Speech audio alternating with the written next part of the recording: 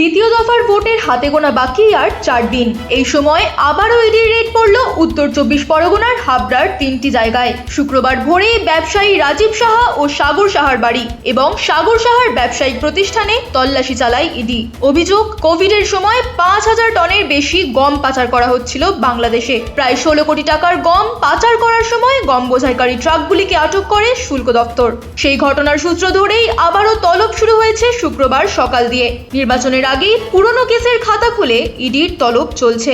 আমি ইডির তো মুখপাত্র না, আমি ইডি হয়ে বলতে পারবো না ওরা কোন কারণে ওখানে রেড করতে গেছে আমি জানি না। আমিও যখন আপনারা মিডিয়াতে দেখান আমিও দেখি। এটা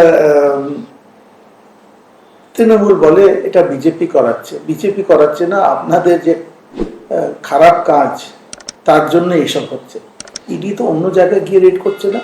এগুলো তদন্ত হচ্ছে, এই কথাটা আমরা বারবার বলি।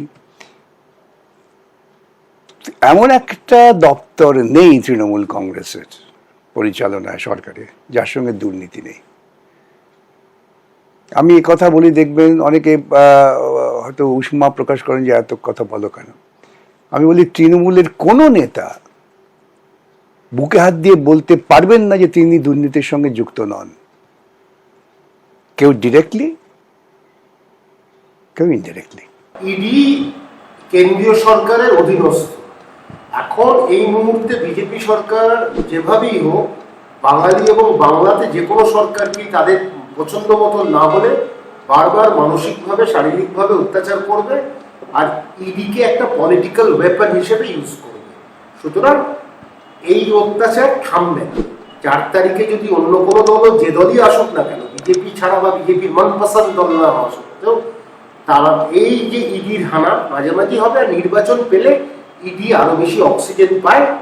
Boost is the secret of my energy, যেরকম হয় election is the secret of ইডিজ এনার্জি। দুদিন আগেও দেখা গেছে অভিনেত্রী নুসরাতকে ইডি তলব করে ঠিক এই একই কারণে।